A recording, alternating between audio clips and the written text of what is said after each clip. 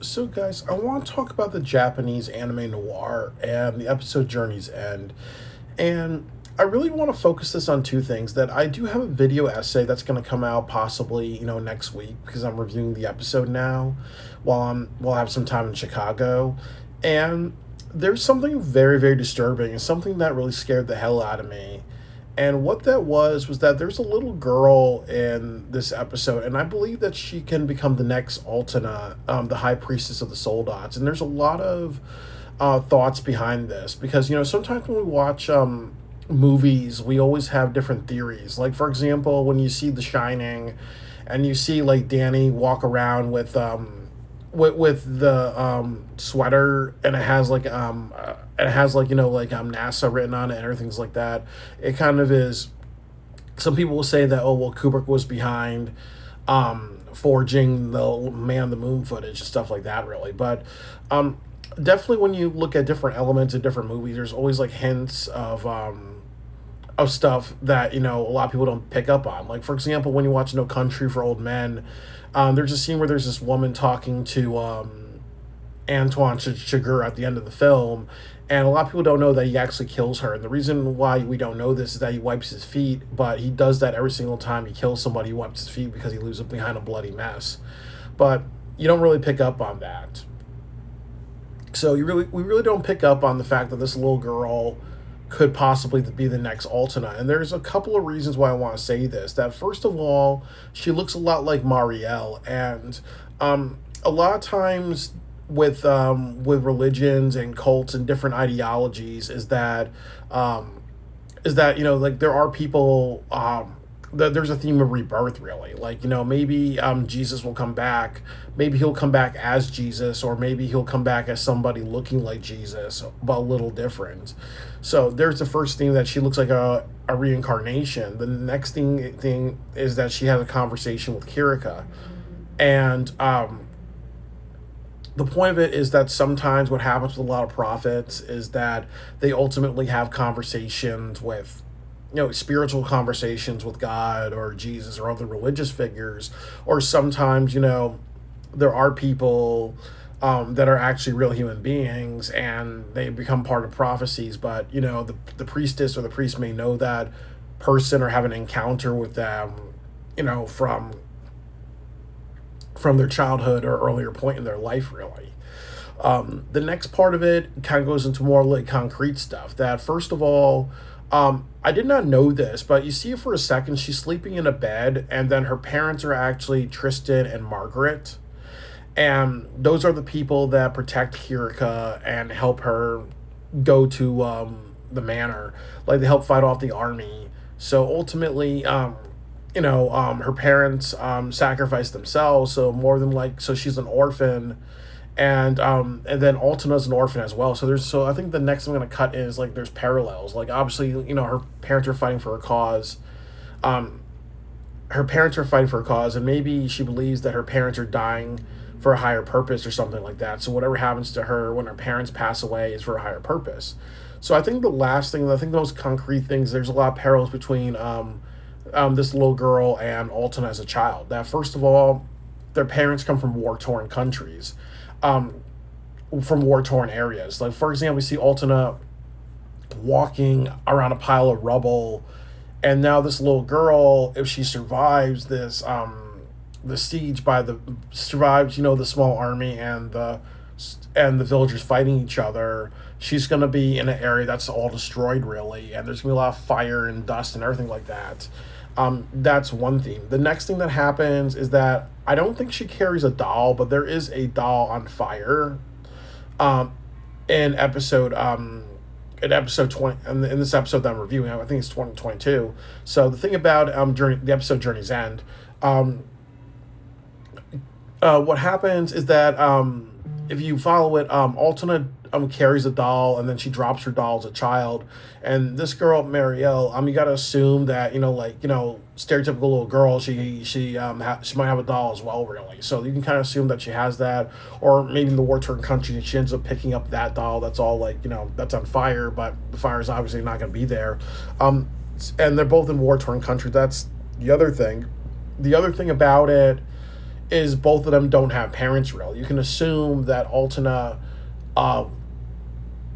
Altena's parents died in a conflict, and clearly this little girl's parents died in a conflict. The next thing is that you can kind of make an argument that this little girl is on the border of France and Spain. She's not that far from the manor, so more than likely, what kind of happened is maybe after Marielle and Kirika become the Noir prophets, there could be some members of the manor that survived when Marielle and Kirika actually killed them, killed everybody there. Like maybe these are people who were bedridden, or maybe they survived their wounds, or maybe another thing that happened was that they were just in different parts, really. Like, so there could have been survivors, and then this little girl could have walked all the way from her war torn village all the way to the manor, and then they could have made her the next high priestess, because they're kind of like, hey, since you survived all this, or maybe that's what Altena went through, all this bloodshed and everything like that, really. Maybe she stands out, and then also because she had an actual communication with Kirika that holds her like closer to it. So there's definitely that symbolism.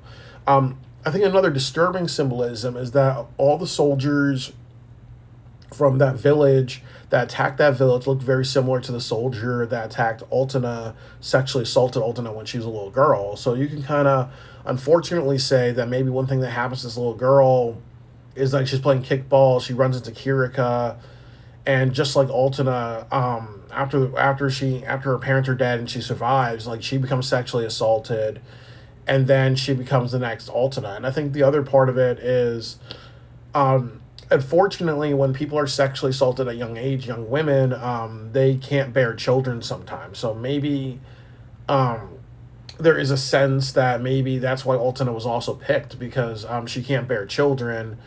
And sometimes a lot of religious figures, I think one thing that happens in a lot of religious groups is that women have to remain as virgins, or women have to not bear children, because they got to be devoted to their religion. And if somebody is incapable of having children, that might be extra points in some areas, really.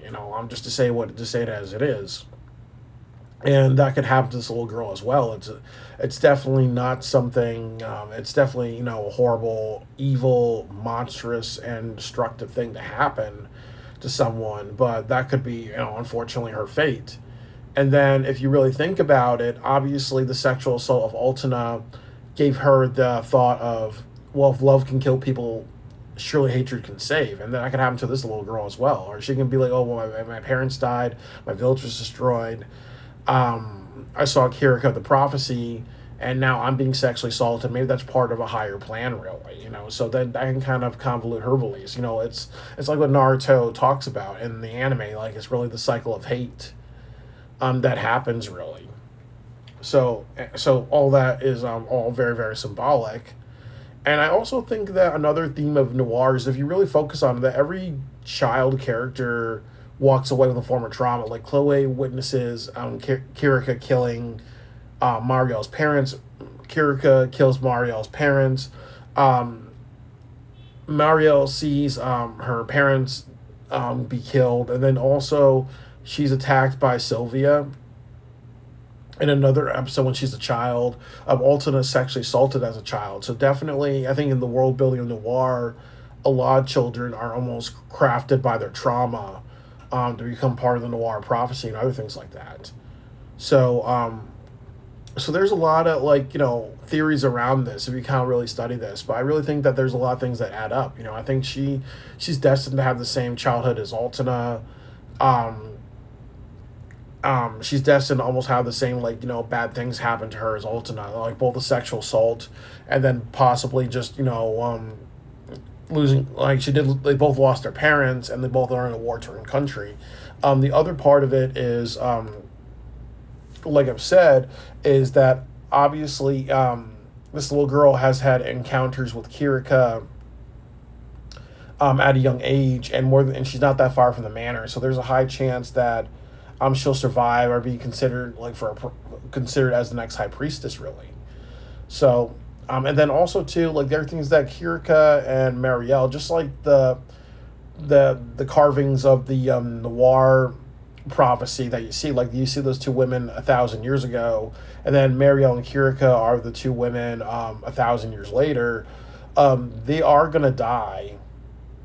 You know, they are gonna die of old age or retirement, and that usually means two things. That means that they could be allowed to live the rest of their lives after they're done doing assassinations, because you know, again, people get old, they die, or they can just like an old lion in a village, you know, just like the old lion expression, you know, the old king gets killed by a younger king. So that could honestly happen to them as well, really, that they can be killed off. But that also kind of says too, like, okay, well, obviously, you have to bring the next generation of noir prophets and candidates and assassins and stuff like that. So the cycle continues, really. And I've said this as well, that if you watch the film Apocalypse Now, people say that, you know, when you watch the ending, there's like the statue of the Buddha, and then there's fire, and then the beginning of the film, there's a statue of Buddha and the fire. It's very similar to Noir. Like, obviously, this is the backstory of what happens, of how do you get to the Noir prophecy.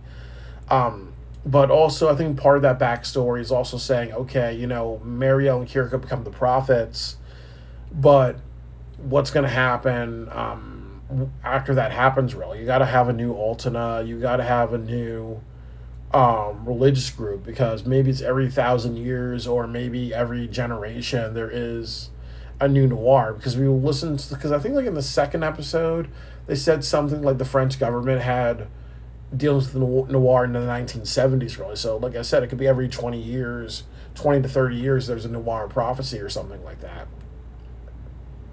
So, it's definitely very, very interesting. And if you think about Noir, another thing I'll talk about is it'll be really interesting if you think about, you know, if they come every 30 years. Because if you think about, they're in the mid 2000s, that was the war in Iraq post September 11th. That's when this takes place. And then the 1970s was the Vietnam War, and there were some global conflicts. And the 1940s was World War II. The 1910s was like World War I being wrapped up. And the 1880s was the Crimean War, if I'm correct. And I think like every 30 years, there's usually like a really big global conflict. But there's always been global conflicts, you know, throughout human history. So it's not that, you know, fucking surprising. That maybe if you look back every 30 years, there's a large global conflict, but there's global conflicts, you know, in every decade or stuff like that. But yeah, I think a lot of it adds up. If you want to say another, like, you know, talk about Noir, is this little girl becoming the next Altena? I think there's a lot of evidence for that.